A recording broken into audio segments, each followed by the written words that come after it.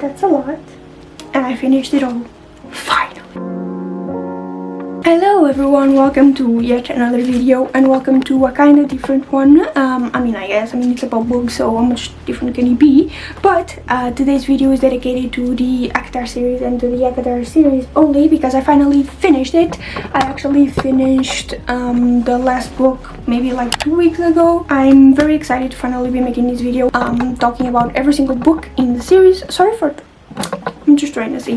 This is actually the second time I'm trying to film this video because the first time the file got corrupted. So I'm gonna briefly talk about every single one of the books, what I thought about it. This video is not about plot points. It's not supposed to be detailed on what happens in every single book. I want to make that very clear at the beginning. If you want to watch like a video that is talking about every single plot point and what's wrong and what's right, whatever, with every single book, then there's plenty on YouTube. Please go search it. This video is not it though. This is purely based on like my opinion and a very like basic understanding of like what happened in every single book. Obviously I read them all, so I know every single little plot point, but I'm not gonna be sitting here and talking about every single one. Just little things that I liked and I disliked about every single book and stuff like that. So yeah, I started reading this around July of this year. It is currently the 28th of October, which means that it's been a while, honestly. I'm not that fast of a reader, and I get in reading slumps very often. So sometimes I start a book and then I leave it for 2 weeks and then I read it in 2 days and then I finish it in 2 days, which happened a couple of times with these books. So yeah, if you don't know, ACOTAR stands for A Court of Thorns and Roses, which is a saga by Sarah J. Maas. It currently has 5 books in the series. I read, some people say there might be more, there might not, I don't know. I'm not 100% sure. If another book comes out, I'll read it, but if it doesn't, then I'm happy with how it ended, I guess. The first one is A Court of Thorns and Roses, the second one A Court of Mist and Fury, followed by A Court of Wings and Ruin, followed by A Court of Frost and Starlight, and lastly A Court of Silver Flames, which is the last and 5th one. So I'm gonna start from the beginning, as one usually does, and talk to you about A Court of Thorns and Roses. I gave this 4 stars. I don't know how to explain why I didn't give the 5th star. It just didn't have that like I didn't think there was anything particularly wrong with the book. I just didn't feel the excitement that I should feel when it's a 5-star, if you know what I mean. Like when I imagine a 5-star read, I imagine me being completely obsessed with this and just really fucking loving it and just like non-stop thinking about it, but that did not happen with this one. But there wasn't anything particularly wrong with it. That's why I gave it 4 stars. The story is about a girl named Fair or Fire.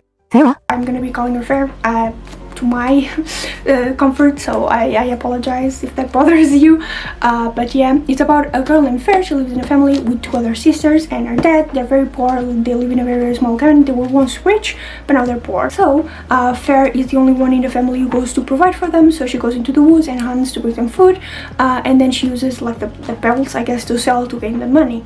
So one time she goes into the woods to get them more food. She finds a wolf, kills a wolf.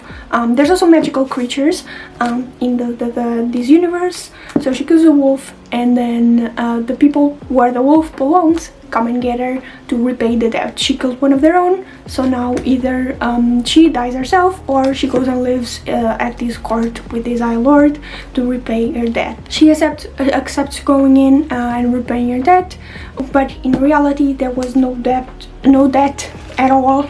So she just starts falling in love with the High Lord, which is kind of like a king, I guess, of the courts. There are 7 courts, by the way. She starts kind of falling in love with the High Lord named Tamlin, and then she ends up getting captured by Amarantha, which is like an evil witch that is like putting spells on people and ruining the court Printhean, and kind of like just being evil and mean and whatever. She had put this space on a kind of a spell for like 50 years, and she was now threatening to tear down the wall that protected the humans from the Fae, which are like the magical creatures, in order to save Tamlin, which was captured by Amarantha. Fair decides to go under the mountain, which is where they're staying, to go and like, I don't know, fucking kill Amarantha. And even though she's just a human, she's dumb, okay? She's dumb and has a hero complex, okay? Listen. So she has to go through 3 trials. She passes them all. and at the end she ends up killing Amarantha, but she also ends up dying. So in order to be brought back to life, I think it was Tamlin on reason, I don't even fucking remember, one of the males after her asked the other Eye Lords to give their essence to her, like their magic, and she's brought back to life, not as a human but as a fae. Yay! This book, like, in my opinion, is like on its own, it's a very good book. If you wanna like just leave it at this and like want to start and end here, this is actually a very okay book. Like if you want to start and end here, like it would be perfect. It starts with, you know, a very sad girl that ends up finding happiness. There's a conflict gets resolved, and at the end there's promise of like a better future. So if you just wanted to read this, like, you would be perfectly fine. You would feel no necessity to read the other ones if you didn't want to. Obviously I did, because I knew there were more books in the series and I was like, why not? I don't have too many complaints about it. I don't think. I like the characters. I like how the relationships were described and explained. I like the world building as well, was very cool. Obviously you get to know more the more you go through like the other books. Like I said, 4 or 5, I really liked it. And I recommend reading at least the first one. If you don't feel the need to read anymore, then the first one is okay. Just to get to know the world and everything like that. That was sufficient. Then we have A Court of Mist and Fury, which, oh boy, did it have fury. Fury it had, for sure. What happens in this one is that, once again, very basic understanding. There's a lot of things that happen in the middle, okay? I'm just giving a very basic, like, plot point of the main story. Fair, Tamlin are going to get married. Fair is at the wedding. She's like, please someone take me away from here. She doesn't want to get married. So Rizan comes and get her as part of a bargain that they made in the first book. She was hurt. She needs someone to heal her. Rizan was like, I'll heal you, but you have to owe me something. You get a week at my court, a month for the rest of your life. And she was like, yeah, sure. So she got healed, and she also got a tattoo with like the promise and the bargain that she made with Luzon. So he came and got her as part of the bargain, and also as an excuse to just go get her. She stayed there a week. She was like, fine. She came back, and then Tamlin made her tell everything that happened in the night court and stuff like that. Then a while later, as she was still in the spring court with Tamlin, she was like, I want to go out and like search the lands with you. Tamlin was like, no, that's too dangerous. She was like, no bitch, I want to go. And Tamlin was like, fuck off, and like made like a kind of a shield protecting the house, meaning that Fair was stuck inside and couldn't get out. She freaked out, and then Fair and then Moore, which is someone from the night court, ended up coming and getting her and taking her to the night court, which she only ended up returning by the end of the book. This whole book is basically like Fair's Rocky montage. She just gets better mentally. She also learns how to read, write. She learns how to like use her powers, like her magic powers that she got from the 7 Eye Lords, that gave her the little bit of like power so she could be revived as a fae. And she also gets her physical like strength as well by training with Cassian, which is also like weirdly important because of the later books. But yeah, the cast for this one is Fair, Rizand, Cassian, Emran, and Azriel. Am I missing someone? And more again. There we go. They're like the usual cast that you're gonna see for like the rest of the books that are like very important. Also her sisters, Nesta and Elaine. The only problem, I give this book a 3 out of 5 if I'm not mistaken. Like I liked it, but oh my god, there were so many moments that I was like, really? One thing that I felt like could have been developed a little better. Disclaimer, I'm not an author, nor do I claim to be. I'm not an expert in these kind of things. I have not studied like literature in uni or stuff like that. I'm just simply talking about this from the perspective of like a reader and what I felt while I was reading this. I felt like in order for the scene, oh yeah, Lucian, I forgot about Lucian, I just saw his name. He's also important. He's friends with Tamlin and also technically friends with Fair. It's also going to be important later on. I feel like something that should have been developed a little better was making Tamlin a lot worse in this book. Like in later books, we kind of see a little bit more of his character and why he's fucking awful and why we should hate him. But I feel like what happened in this book wasn't enough for me to like truly hate him the way Fair was hating him. I feel like that should have, like that feeling should have passed on to the viewer, because then that way that scene where she's leaving and she's like, I need to leave, would have made a lot more sense, and like her hatred towards Tamlin would make a lot more sense. The other scene that was supposed to make us hate Tamlin was when during one of the celebrations, I forgot the name of. There's so many fucking names in here, but you cannot expect me to remember every single one of these. But one of the scenes, there's this celebration where people come and pay him taxes. Basically, they don't call it taxes, they just call them like offerings or whatever the fuck. They just give him whatever, that would be food, money, whatever it is. And one of the creatures, I'm pretty sure she's like a siren or whatever, doesn't have money to pay him, and he's like, you have this amount of time to pay me back, or like you suffer consequences. And Fer was like, oh, we don't need money, blah blah blah blah blah. And then he was like, I don't care, you need to pay. So basically he was very firm, and Fer was kind of like forgiving, and then Fer ended up giving like this siren or whatever jewelry so that she could pay off like the debt of like the taxes. They don't call it taxes, but they're taxes. And that was supposed to make us much, like, I guess it did a little bit. And then him being defiant, being like making her stuck in the house, was supposed to be, you know, the other part that was like, you know, he's mean. But I feel like, I don't know if it's because I watched so much like shit throughout like the years on the internet that like it should have been a lot more awful. Like there's a lot more things that could have been done for us as a reader to be like, oh, Tamlin is not quite right, is he? And then like later on in the books, Wizan ends up getting like this incredibly hatred for Tamlin as well, because of what he did to Fer. But like, I don't think it was that bad. Like, was it bad? Yes, 100%. I'm not excusing that behavior, but fuck me, dude. Like, make him kill someone she loves or something like that. Make him be a complete fucking asshole to someone who doesn't deserve it. Just stuff like that would make me hate him a lot more than just these two occurrences where it was like a little bitch. Like, I feel like that would have been a little bit better, and that's kind of like the only complaint I like about it. I actually, by the end of this book, started liking the relationship between Fer and Rizan. I thought it was very cute, and then in the later books I actually think it's very cute still, so that's something. But besides that, that's like the problem that I have. The relationship between Fer and Rizan, the continuation was very, very cute. The developing was very, very cute. They fuck, because obviously they do. The end of the book ends with, you know, spoiler alert, she becomes the High Lady of the Night Court, meaning that her and Rizan kind of like fuck. And she's considered like the High Lady of the Night Court, so that's very neat. The relationship developed a little fast in my opinion, but what do I know.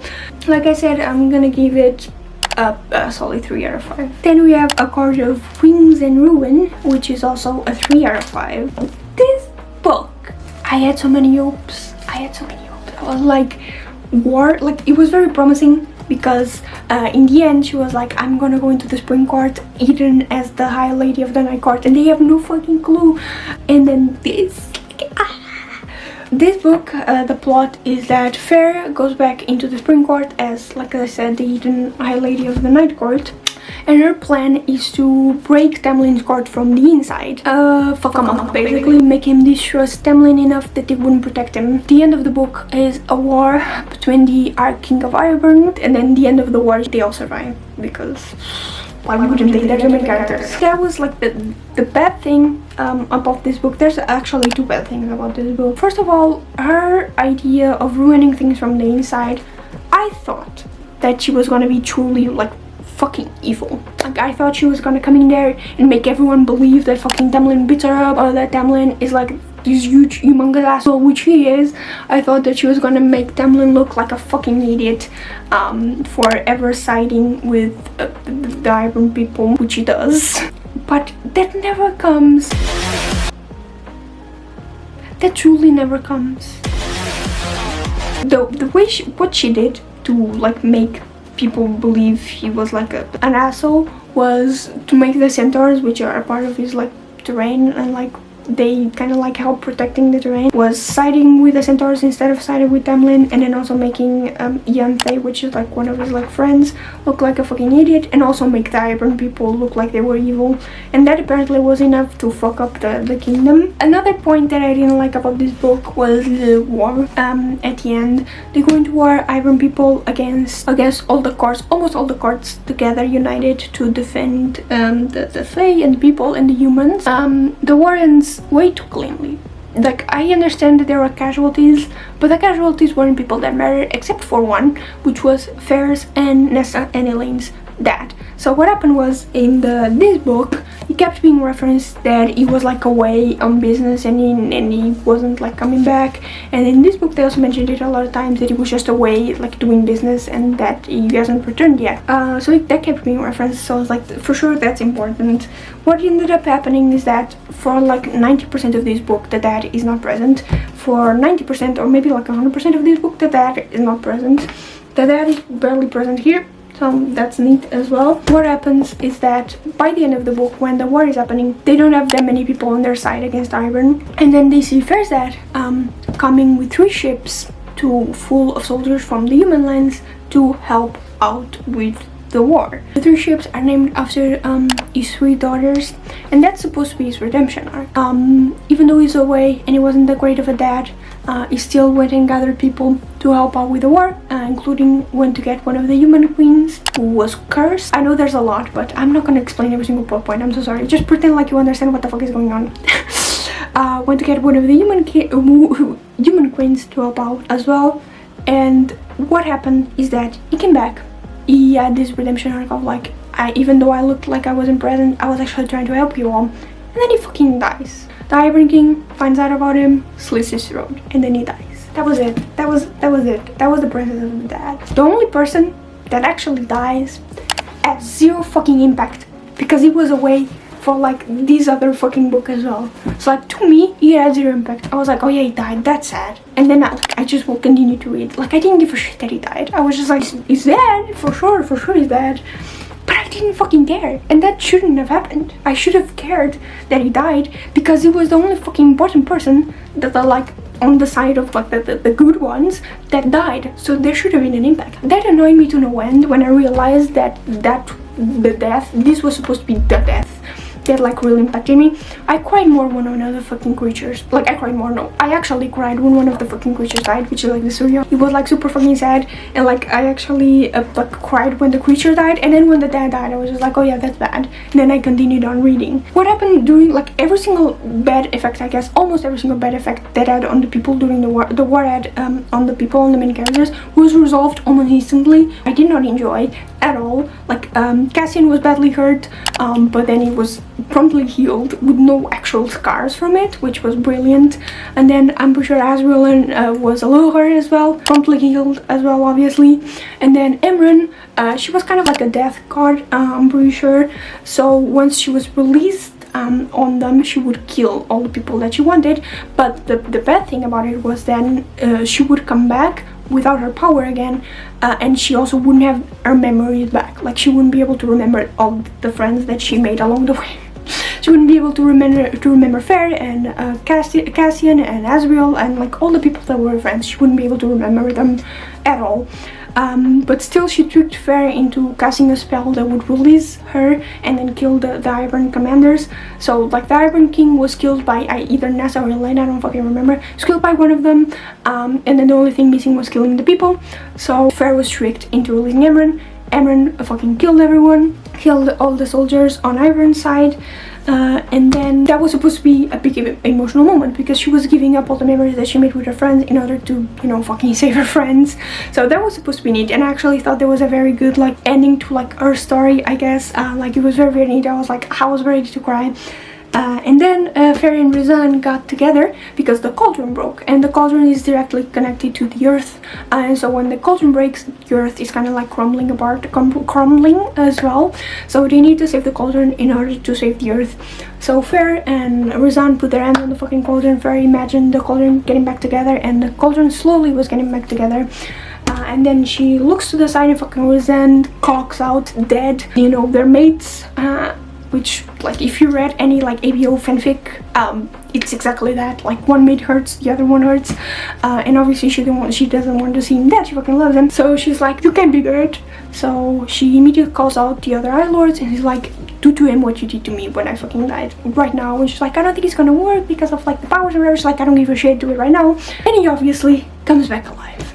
That was another one that I was like, I was so ready for this to be a tale of like sadness, of heartbreak, of fuck me dude, she like, they may have won the war but she'll never like recover from it because she just lost her mate, and then he comes back alive. And I was like, losing your husband in a war is also very real. and it happens to a lot of people, so I was ready for that to be the plot. But he revived, because obviously he did. And he doesn't end there, because not only does he revive and remember everything perfectly, he also says, oh yeah, I have another gift. And he fucking like gives Amron back her memories or whatever.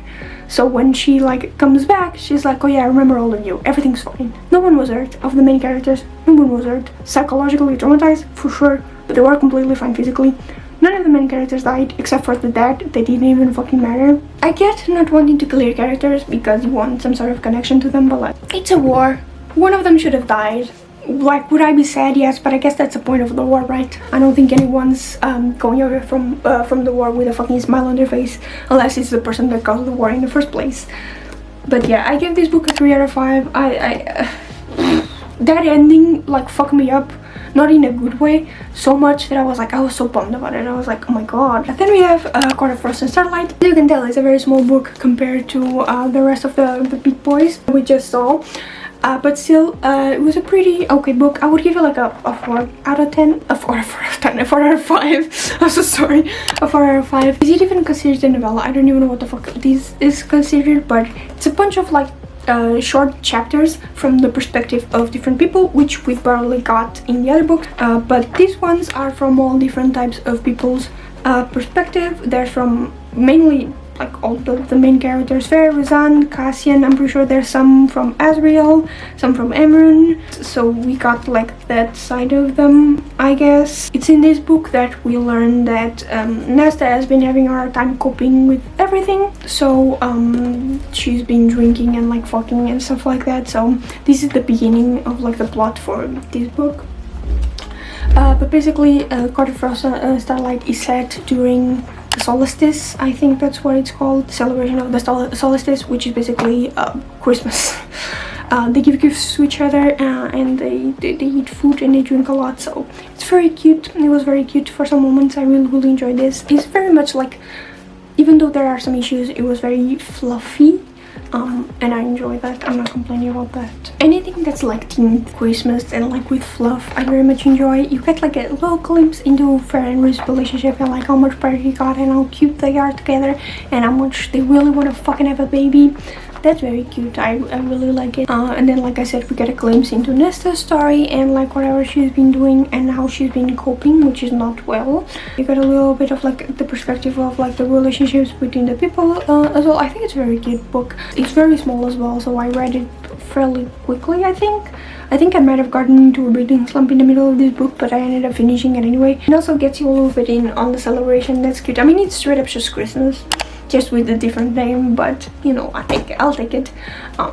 So now we go on to the last one, which is A Court of Silver Flames, which I'm going to give a 4 out of 5, which is probably like the most surprising thing ever, that I actually really enjoyed this book. This is from Nesta's perspective. Like I said in this one, it talked a little bit briefly about how she's been coping, and the way she copes is by drinking a lot and, you know, having sex with random strangers. And her family doesn't quite, her family like Fair doesn't quite exactly like that. Also, where all of her expenses are paid off by Fair and Razan and basically like the court. And what triggers Fair to basically like help Nesta is one night she goes drinking a lot and the bill is quite big and she sends it off for Fair to pay, and Fair gets, you know, fucking shocked and embarrassed that her sister is like that bad. So she calls for Cassian to go and get it and take her to, I think, one of the houses.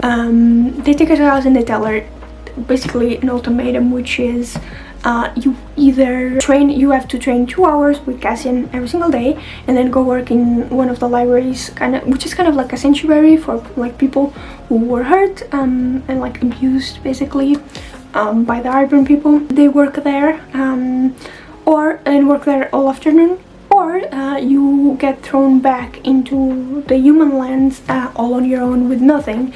Nesta was like, obviously I don't want to go into the human lands, so she had to go live in a House of Wind, which is like a huge fucking house. Like, in order for you to get down, you have to get down 10,000 steps if I'm not mistaken.